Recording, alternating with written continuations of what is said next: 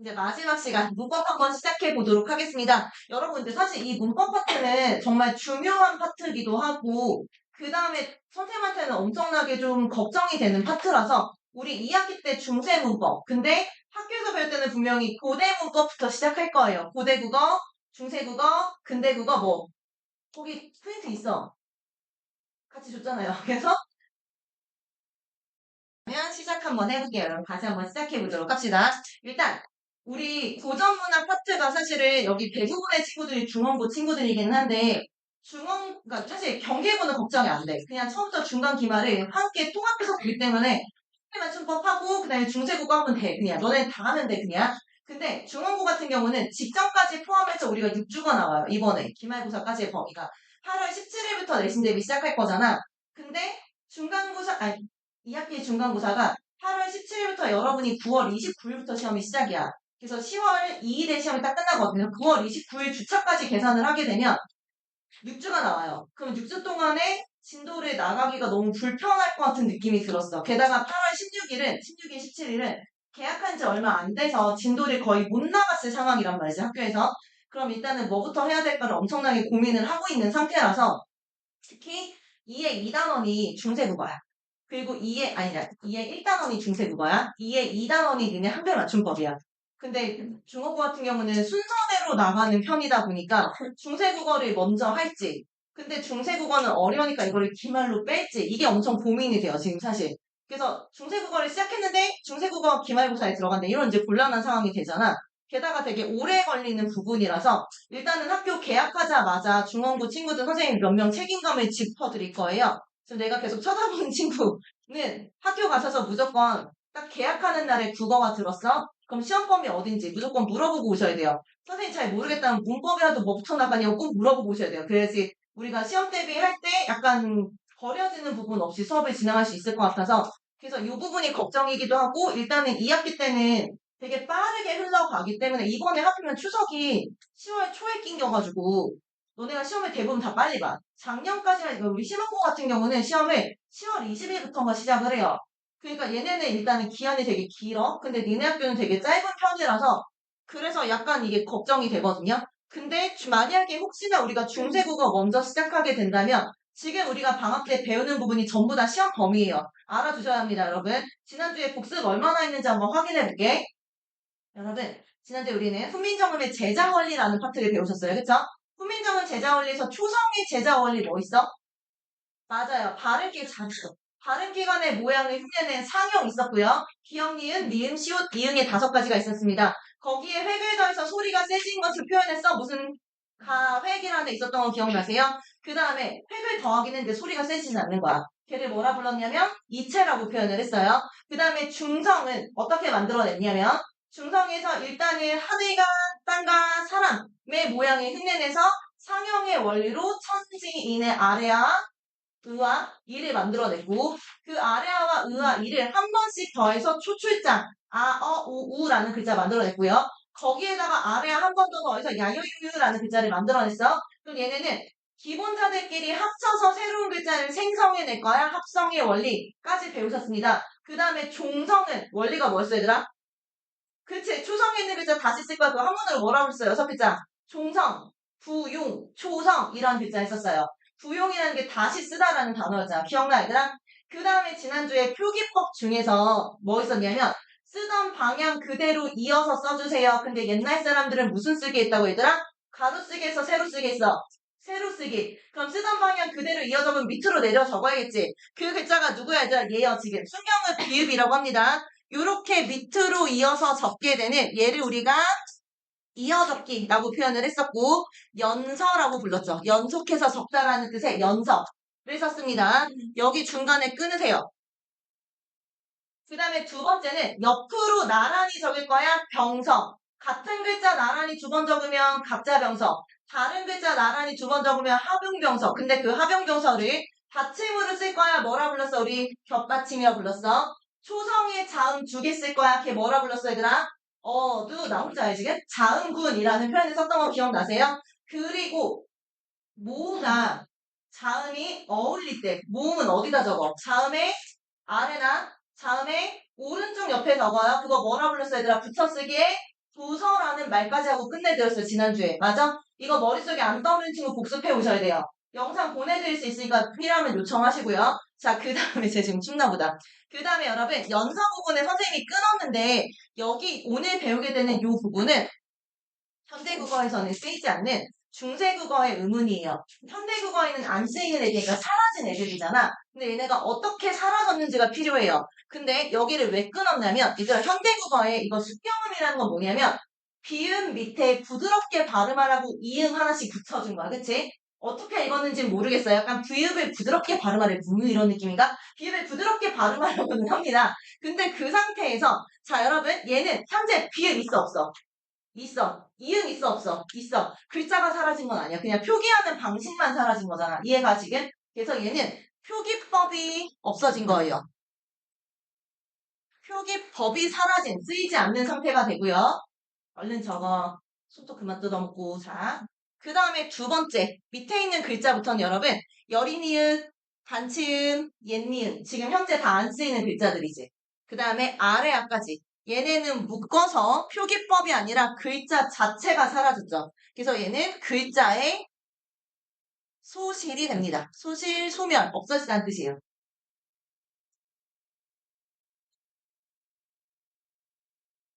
됐어요, 여기까지? 구분이 됐으면 그 다음에 하셔야 되는 작업은 일단 순경읍 비읍부터 한번 가보도록 하겠습니다.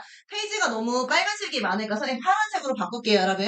일단 순경읍 비읍은 어떻게 바뀌냐면 가장 쉽게 1번 사라져요. 없어집니다. 그럼 이 자리 비워놓고 읽으시면 돼요. 그럼 우리는 비어져 있을 때 소리값이 없으면 뭐 적어주기를 했냐면 이응 적어주겠다는 거 기억나세요? 초성의 이응은 소리값이 없잖아. 그래서 그냥 수빈이겨라는 거, 이거 훈민정음 어제 서문에 나오는 단어입니다. 수빈이겨라는 단어가 있어서 수비가 있어요. 근데 이 수비에서 비읍하고 이응의 순경의 비읍을 없애. 그럼 뭐가 될까? 수인이겨가 돼요. 근데 그 수이가 나중에 요 자리가 어차피 빈자리잖아, 얘들아. 이게 비었어? 그럼 이거 갖다 붙여. 그럼 뭐가 돼? 쉬라고 표현할 수 있게 되죠. 그래서 일단 첫 번째로는 순경의 비읍은 그냥 아예 사라집니다. 사라지면 은가 없네. 목이 아팠어. 은가 없는 이응 갖다 적겠지. 라고 생각하시면 돼요. 됐어요, 지금? 자, 그 다음에 두 번째. 여기서부터 일단 정신 차려봐, 얘들아. 자, 두 번째. 반모음인 오나 우로 바뀌는 경우가 있고요. 세 번째. 모음인 오나 우로 바뀌어요. 반모음 오나 우로 바뀌거나 단모음 오나 우로 바뀌는 거예요. 얘들아 일단 적지 않아도 돼. 잠깐만 생각해봐. 반모음 오에다가 단모음 아 더했어. 그럼 뭐 돼? 이중모음이 그렇지 와가 되는 상태인 거죠.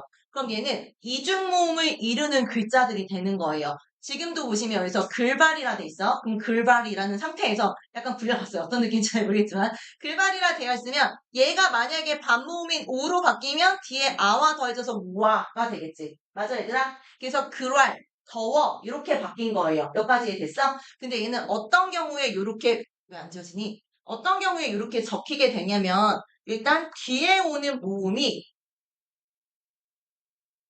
아나 어일 때,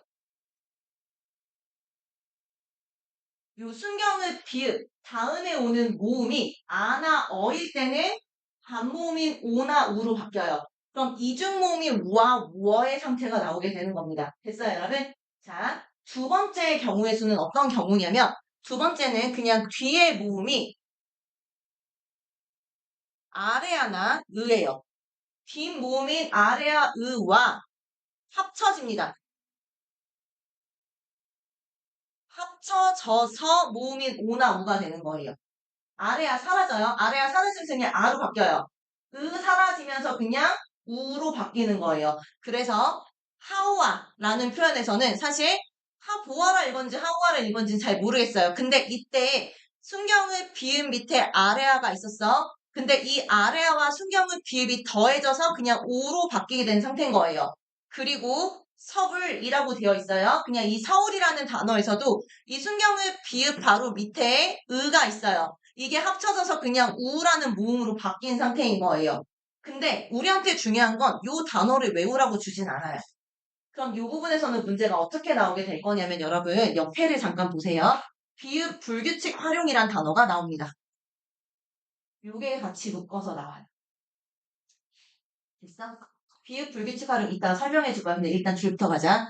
비읍 불규칙 활용은 중세 국어 시기에 순경읍 비읍을 받침으로 가지고 있었던 용언들이 얘야. 그럼 현대 국어에서 여러분 순경읍 비읍이 있었다는 것의 근거를 어떻게 삼을 수 있냐면 비읍 불규칙 용언을 들면 요 근거가 돼 라고 표현하게 될 거예요. 무슨 말인지 됐어 얘들아? 과거에 순경읍 비읍을 받침으로 가지고 있었던 단어들은 현대의 비읍 불규칙으로 쓰여. 그럼 당연히 현대의 비읍 불규칙이 있다는 것은 과거에 순경읍 비읍이 있었어라는 것을 증명할 수 있는 근거가 되는 거죠. 그럼 이제 여러분은 비읍 불규칙이 뭔지를 알아야겠지. 됐어 얘들아? 잠깐만 선생님 혼자 적어볼게. 이거 이번 주에 클리닝 영상에서 보여드릴 거예요. 왜냐면 이번 주에 우리 품살 해야 되거든. 그래서 그때 자세하게 설명드릴 건데 오늘 일단 비읍 불규칙이 뭔데부터 설명을 해볼게. 자 얘들아 일단 불규칙 활용이라는 것이 있다면 규칙 활용이라는 것도 있구나 생각하셔야 돼요. 됐어 얘들아? 일단 우리 국어에는 규칙 활용이라는 게 있습니다. 그럼 규칙 활용이 아닌 것을 우리는 불규칙 활용이라 부를 거예요.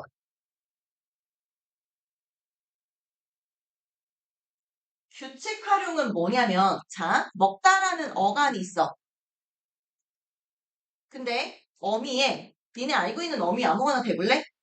다, 고, 뭐 은이 또는 어라 또는 아라 이런 거 있을 수 있잖아. 맞아 얘들아? 그럼 어간과 어미가 더해지면 우리는 하나의 용어를 이루게 되잖아. 이게 활용이잖아.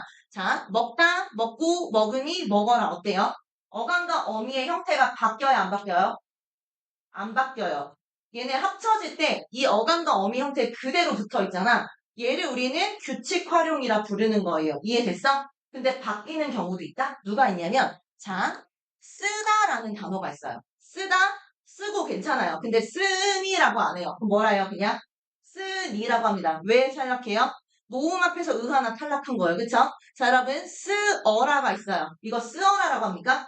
글씨를 써라라고 하지. 그럼 뭐 탈락했어요? 역시 의 탈락한 거예요. 뭐 앞에서? 모음 앞에서 탈락한 거예요. 그럼 얘는 원래 형태가 쓰이지만 어떤 애들과 결합할 때는 의가 사라지고 있잖아 지금. 그치? 근데 쓰다 쓰고에선 사라지지 않잖아. 맞아? 근데 얘는 규칙 활용이라 불러요. 왜냐면 모든 어간이 의로 끝나는 애들은 항상 똑같은 경우에 똑같이 탈락하거든요. 그럼 정리하자. 규칙 활용이라는 건 어간과 어미가 결합하는 과정에서 형태가 바뀌지 않는 애들을 규칙 활용이라 부르거나 또는 바뀌더라도 항상 똑같은 규칙을 가지고 있는 애들일 때 준성아, 얘를 우리 준성아 규칙 활용이라고 부르게 됩니다. 됐어요 여러분? 의탈락은 항상 벌어지는 탈락이에요. 됐니 얘들아? 근데 이런 애들이 있어. 굽다 라는 애가 있어요. 자, 얘들아 굽다는 너네 굽다는 무슨 단어의 뜻이 딱 떠올라?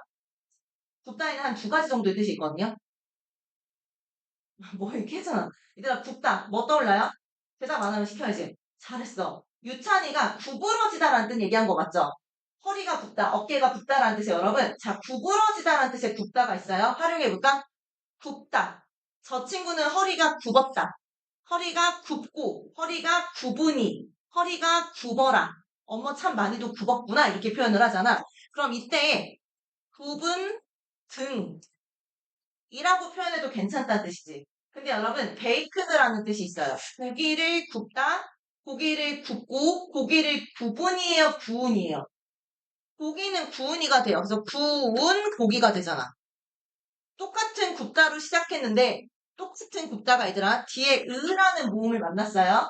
쟤는 문제가 있어야 돼. 자, 으라는 모음 만났어요. 그때 하나는 비읍이 그대로 살아있는 구분이 돼요. 그럼 얘는 규칙 활용했다는 뜻인 거예요. 근데 얘는 비읍이 으를 만난 순간 어떻게 됐냐면 비읍은 사라졌고요. 으가 뭐로 바뀌었어요, 여러분? 우로 바뀐 상태가 된 거예요. 이해됐어요, 지금? 이게 바로 불규칙 활용인 거예요. 똑같은 형태일 때 누구는 규칙 활용하는데 누구는 불규칙 활용을 해? 왜 이렇게 됐지? 설명할 수가 없는 거예요. 그래서 그냥 얘는 원래 이런 애구나. 그럼 쟤를 불규칙이라 부르자. 어쩔 수 없잖아. 규칙이 없는데 이렇게 얘기한 거예요. 그래서 얘가 바로 불규칙 활용이란 뜻입니다. 됐나요? 그때 얘는 비읍이 사라졌기 때문에 비읍 불규칙이라 부르는 거예요. 수연아 눈 고개 딱 들고 있어. 그래서 얘를 우리는 비읍 불규칙 활용이라고 표현을 합니다. 여기까지 됐어요 지금? 근데 얘들아 생각해봐. 구운 고기에 굽다. 비읍이 사라지고 우로 바뀌었네. 여러분 비읍이 우나 우로 바뀌어요. 이거 무슨 표현이라고? 순경은 비읍의 증거라고. 그래서 비읍 불규칙 활용이 순경읍 비읍이 있었다는 것을 보여주는구나까지만 하시면 돼요. 여기까지 이해됐어요, 지금? 근데 불규칙 활용이 어떤 게 더 있는지는 나중에 또 설명드릴게요. 영상에서 보여드리도록 하겠습니다. 자, 그 다음에 여러분, 두 번째 상태부터 할게요. 얘네는 글자가 사라진 애들이에요. 일단, 첫 번째, 여린이웃은 그냥 사라집니다. 그래서 여린이웃은 얘들아, 1527년, 훈몽자회라는 책이 있어요. 훈몽자회 이후로는 쓰이지 않아요.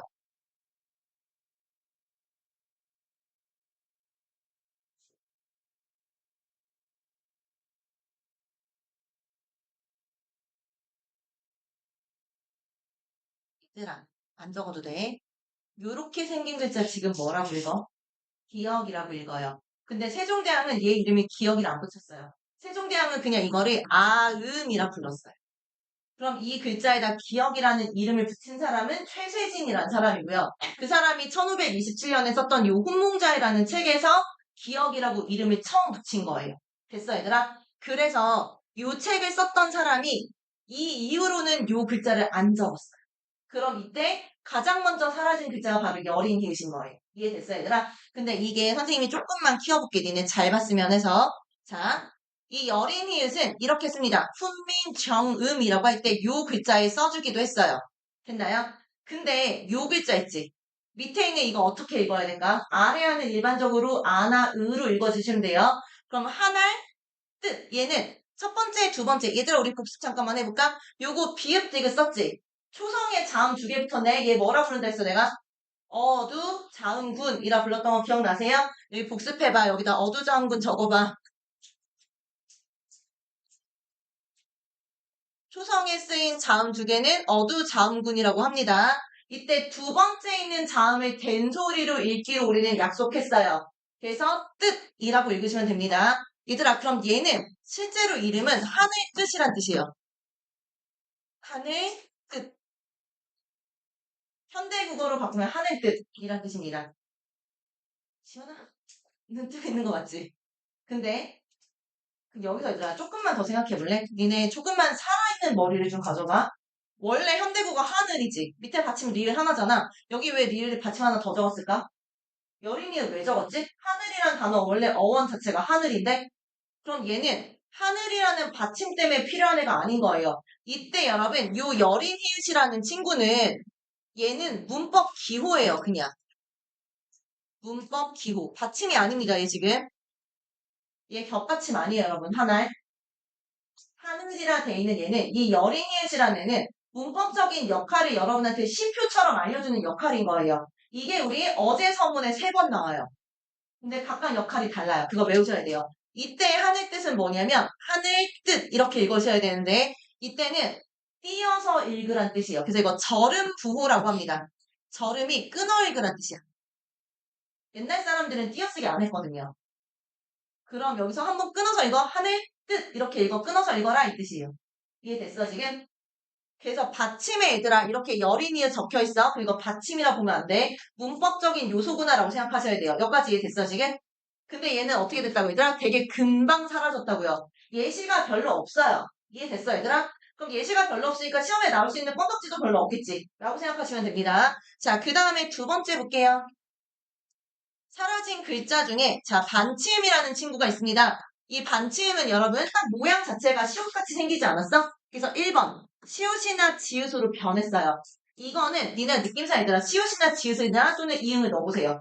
이거 한움이라 읽진 않을 거 아니야. 그래서 그냥 한숨이라 읽으시면 돼요. 두 번째는 그냥 진짜 사라집니다. 아예 없어진 애가 있어요. 눈뜨고 있어 아가야. 자 아우라든지 어버이, 여우 이런 단어 전부 다 이렇게 씁니다. 어버시라고 읽진 않잖아. 어버이라고 읽으면 적당하네. 그럼 어버이라고 가시면 돼요. 그냥 자연스럽게 넣어봐서 시옷이나 지읒이 어울려 아니면 그냥 이응을 넣는 게 어울려라고 생각해서 고르시면 돼요. 그냥 끝이에요. 됐어요? 자, 그 다음에 세 번째 옛니은. 얘는 조금 특이합니다. 여러분. 이 부분 기억하셔야 돼요. 일단 옛니은은 초성은 임진왜란 이후에 사라져요. 초성이 먼저 없어졌다는 뜻이야. 그럼 초성에서 없어지면 음가가 없는 뭐가 돼 있어 얘들아? 이응으로 남겠지. 맞니 얘들아? 자, 두 번째 종성에서 사라지는데요. 문제는 얘 사라진 게 아니에요. 모양이 바뀝니다. 됐어? 얘들아, 우리 교재 잠깐만 넘겨볼래? 228페이지 잠깐 보세요.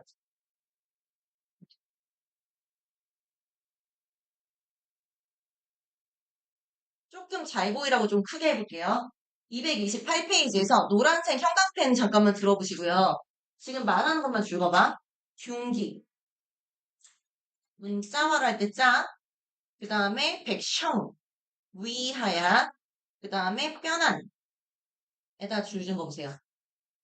이 부분 나중에 설명드릴 거예요. 오늘은 사실 여기까지 설명드릴 시간 없을 것 같고요.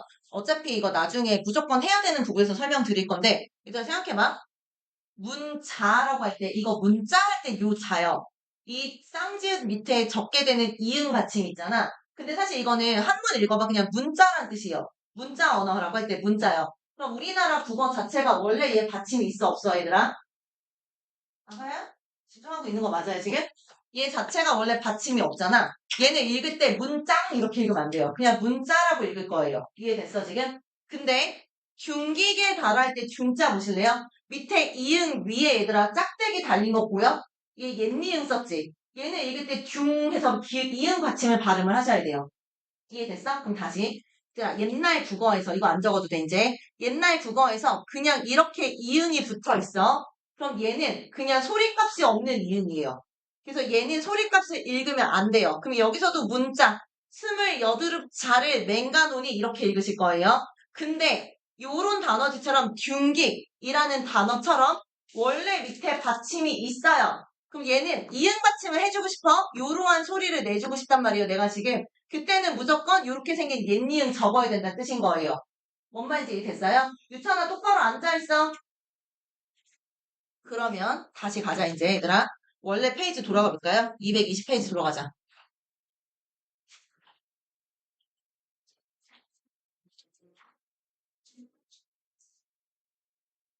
종성에 쓰였던 이응이 원래부터 얘가 음가가 있는 소리인 이렇게 적게 되는 이응 받침을 가지는 소리였어. 근데 얘가 종성에서 모양이 지금 현대국어의 이응으로 바뀌게 된 거예요.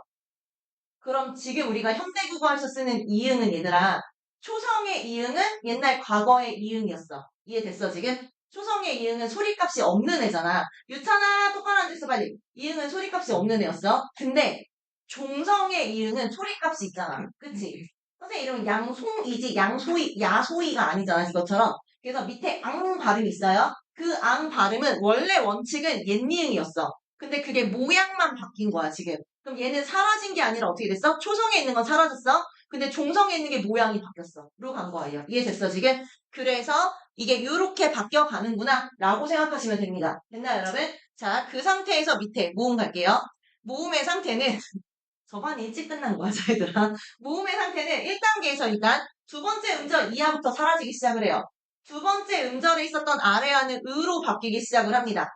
이게 먼저 변화가 시작이 된 거예요. 임진왜란 이후에 바뀌어요. 임진왜란 이후로 가면서 이게 바뀌었어요. 아래아가 으로 바뀌기 시작을 해요. 자는가 싶어서 한번 봤어. 아닌가 봐요. 그리고 두 번째로 바뀐 게 요 2단계 소실을 조금 기억하셔야 되는데요. 요 2단계 소실에서는 단계가 두 개가 있어요. 첫 번째는 첫째 음절에 있는 아래아가 일단 첫 번째 발음만 아로 바뀝니다. 요게 근대부터 시작이에요. 그래서 영조나 정조 시대 있잖아. 그래서 근대부터 시작해서 쭉 발음이 바뀌기 시작을 합니다. 근대, 그러니까 이게 일단 안 적어도 돼. 옛날에 아래아를 옛날 사람들은 오하고 아의 중간 단계에 있는 음으로 발음을 했대요. 근데 현대인들은 이거 어떻게 발음했는지 모르겠는 거예요. 지금 녹음 파일이 없잖아. 우리 귀에는 그 소리가 안 들린단 말이에요. 근데 옛날 사람들은 오와 아의 중간 정도 되는 음으로 발음을 했대. 아래아가. 됐어? 근데 그게 아도 있잖아. 그러다 보니까 그냥 근대 이후부터는 적어주긴 한데 전부 다 아라고 발음하자로 바뀐 거예요. 일단 소리값이 먼저 바뀌었어. 됐어 얘들아? 첫 번째 음절에서. 근데 그 이후에 자 여기서 두 번째가 나타나게 됩니다. 아래아의 글자 자체가 그냥 아라고 표기하게 된 거예요. 그래서 표기. 그럼 아예 글자가 사라지게 되죠. 맨 처음에 발음만 바뀌었어. 근데 이제 글자까지 바뀐 거예요. 글자가 언제 바뀌게 됐냐면 글자가 아예 사라진 거야. 얘가 1933년 한글 맞춤법 통일한 때 소멸합니다.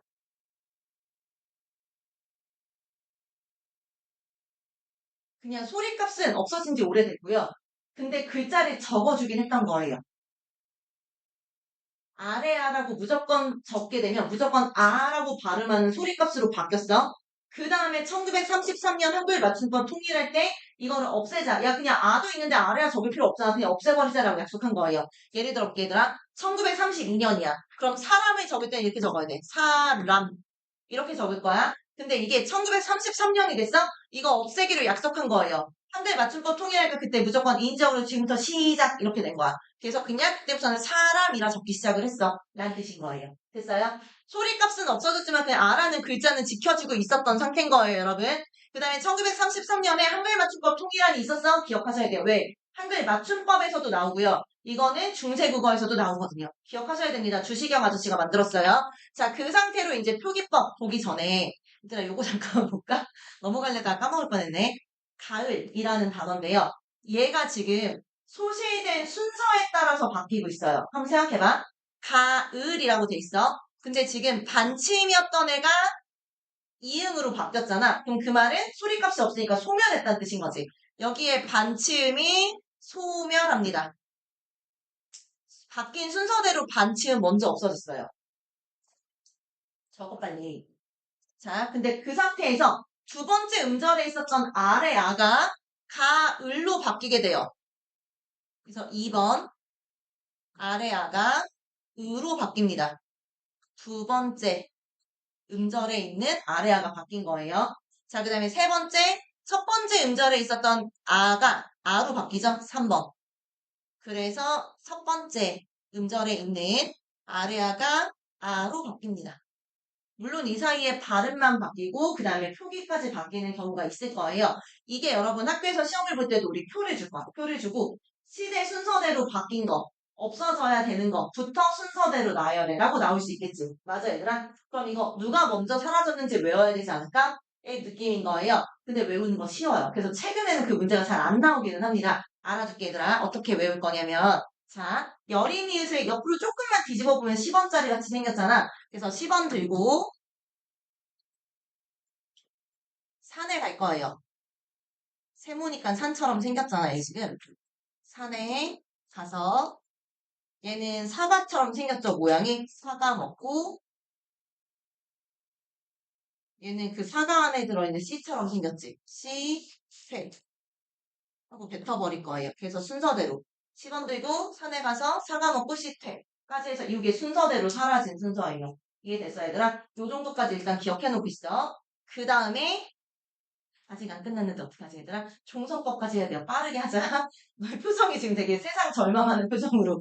자, 그 다음 얘들아 표기법 빠르게 한번 볼게요. 일단 표기법은 쉬워요. 옛날 사람들은 얘들아 무조건 소리 나는 대로 적습니다. 그래서 표음주의 표기법 옆에 적어놔. 소리대로 적기. 이게 표음주의예요.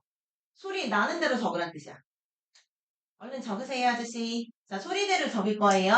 그럼 이때 소리대로는 예를 들면 얘들아 지금 계란말이가 있어. 그럼 계란말이라고 적잖아. 근데 발음은 계란말이라고 발음하게 되잖아. 그럼 말이라고 적으란 뜻이야. 발음 나는 대로. 그래서 사람이라고 했을 때 사람이라고 안 적고요. 미음 뒤를 연음해서 사람이라고 적으란 뜻이에요. 이게 바로 연철입니다. 중세 국어 때 이렇게 사용을 했어요. 근데 우리 현대는 어떻게 적고 있죠, 여러분? 현대. 근데 이거는 근대부터 바뀌기 시작을 해요. 근대부터 지금 현대에는 확정됐잖아. 어떻게 적어요? 사람 딱 끊고 이 이렇게 따로 적죠. 그래서 이렇게 적습니다. 사람이라고. 그럼 표음주의 표기가 아닌 표의주기 표기라는 건 뭐냐면 단어의 본 형태를 밝혀 적는다는 뜻이에요. 아이쿠.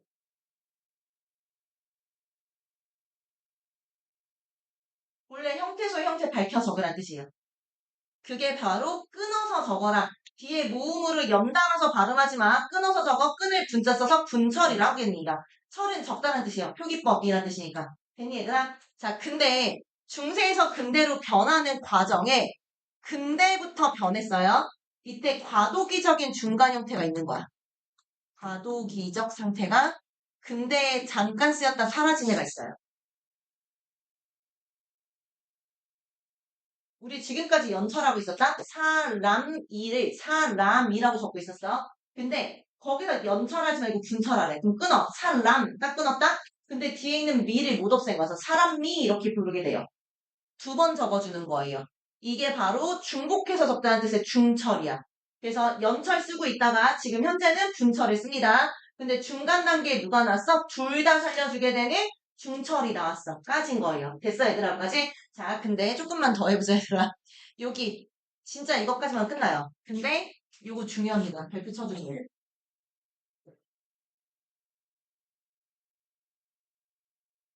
그래서 일단 생각해봐. 우리 종성 만든 방법 뭐라고? 종성의 제자원리 뭐였어? 원래 받침으로 쓸 수 있는 애들 누구 있니? 종성은 부용할 거야, 초성을 이라고 표현했기 때문에 초성에 있는 모든 자음이 17개 다 쓸 수 있는 거 아니야? 원칙대로라고 하면. 근데 문제는 얘들 안 적어도 돼. 문제는 not, not, not, not, 그다음에 not, not, not 다 다른 거예요, 받침이. 됐어? 근데 세종대왕이 훈민정음 만든 이유가 뭐지? 어리석은 백성을 위해서 만들었어. 어리석은 백성들이 그 당시에는 학교를 안 다니잖아. 그럼 당연히 맞춤법을 확인하기가 더 힘들었겠지. 맞아, 얘들아? 그러다 보니까 이 어리석은 것들이 7개의 단어를 다 외우려면 너무 힘들 것 같은 거지. 그래서 어떻게 했냐면 안 되겠다. 그냥 소리 나는 것만 적자라고 한 거예요. 우리 이거 지금 다 현대국어에서 뭐라고 읽냐면 이렇게 읽습니다. 이렇게 읽어요. 한 글자만 끊어서 읽기 때문에 다 이렇게 읽어요. 그래서 세종대왕이 안 되겠네. 이거는 쉬운 글자니까 무조건 소리 나는 대로 적자라고 약속을 했어요. 그래서 종성을 적을 때는 일단 첫 번째 팔종성법이라는 것을 만들어내게 됩니다. 그럼 팔종성법은 무슨 말이냐면 종성에 쓰였을 때 소리 나는 소리가 몇 개 있어 얘들아? 8개 있어. 그래서 그 8개의 받침만 적어줄게 라는 뜻인 거예요. 됐어요? 그래서 얘는 소리 나는 대로 적어라는 뜻의 표은주의 표기법이라 부르게 되고요. 위에 있는 팔종성 가족용은 여러분 그냥 한자 쉬워요. 팔종성. 8개의 종성만으로 가능합니다. 뭐가? 만족하게 쓸 수 있어 라는 뜻이에요. 팔종성 가족용이라고 표현을 합니다. 그냥 팔종성법이라는 뜻이에요. 이해됐어요 지금? 자 여러분 이제 팔종성법에 8개가 뭐가 있냐면 적어볼래? 짜잔 줄거놓고 그냥 다리만 보세요.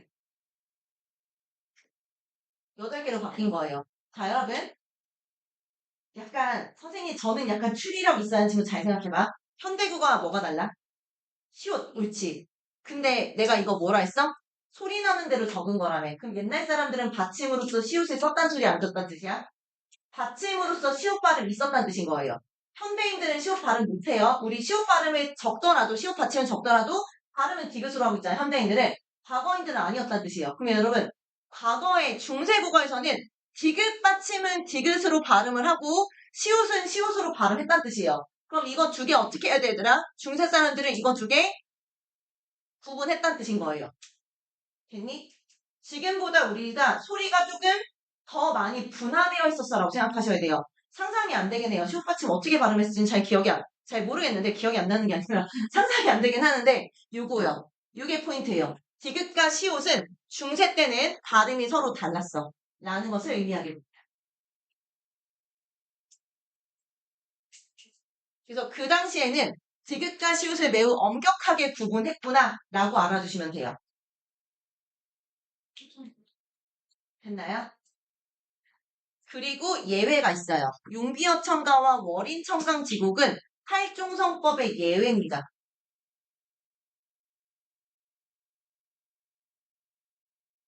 이게 용비어청가가 여러분 나중에 역사 시간에 배우실 건데요. 훈민정음으로 적힌 최초의 문학책이 바로 용비어청가예요.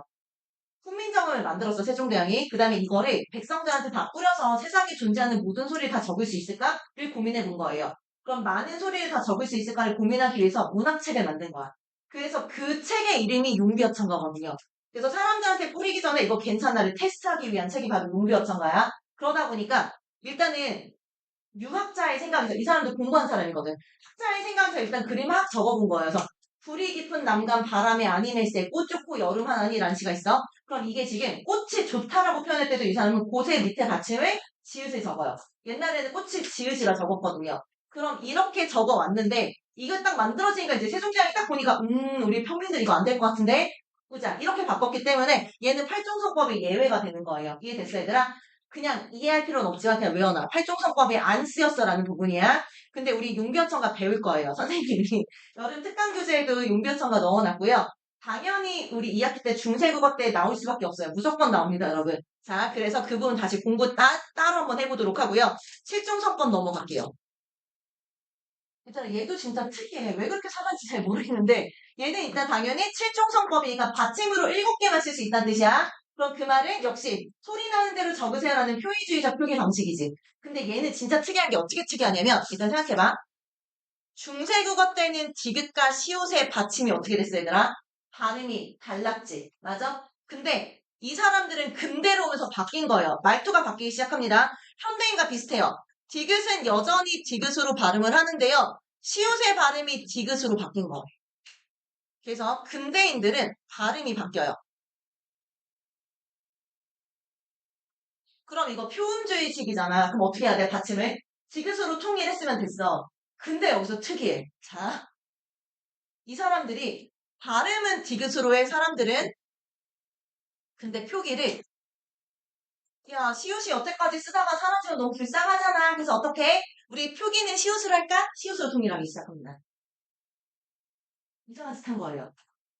이 짓 안 해도 됐었는데 이 짓 안 했으면 우리가 왜 이렇게 줄거든. 자 그래서 여러분 이제 볼게요. 즐겁게. 자 종성에서 디귿과 시옷이 발음상 더 이상 구분되지 않게 돼요. 그래서 발음이 시옷도 디귿으로 발음하기 시작했어라는 뜻입니다. 근데 결국에는 표기를 그래서 시옷으로 통일하자라고 됩니다.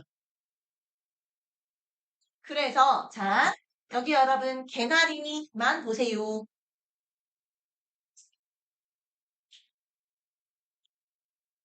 로 바뀌게 돼. 그녀 다리만 보세요. 그래서 이제 개나리만 보세요. 약간 변태 같잖아. 그녀 다리 보고 앉아있으면. 그래서 개나리만 보세요로 바뀌는 거야. 실종성법. 디귿이 사라집니다. 디귿 없어지고 시옷으로 다 통일해서 적기로 했어. 근데 받침을 뭐라 발음했어? 디귿이라 발음을 해. 그럼 이거 온전하게 표음주의라고 보긴 힘들지.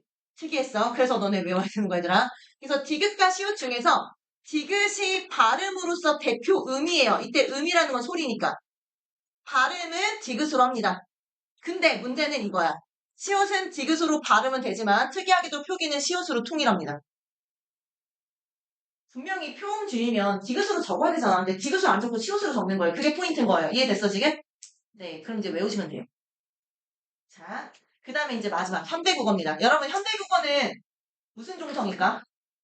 이때 칠종성이요 이러면 틀린 거예요. 그게 이제 여러분을 속이는 포인트예요. 현대국어는 자음자 모두 다 적을 수 있는 거 아니야? 나 아까 전에 나 7개 적어준 세트 기억나?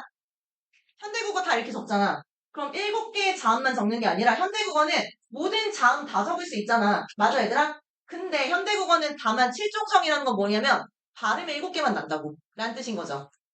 그래서 현대국어는 완전히 표의적으로 적습니다. 그럼 얘는 모든 자음을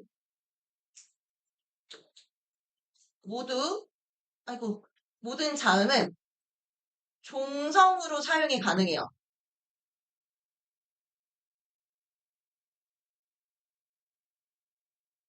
라는 뜻이래요. 모든 자음은 종성으로 쓸 수 있습니다. 이해됐어요, 지금? 근데 단지 자 실종성법이라는 건 뭐라고 얘들아? 발음이라고. 단지 발음은 7개만 해서 누구누구 발음돼요, 여러분? 가느, 다란, 물방울 이렇게 7개만 발음하세요라는 거예요.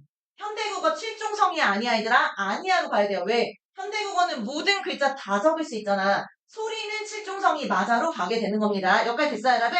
그럼 오늘 여기까지 할 거고요. 집에서 암기 진짜 잘해.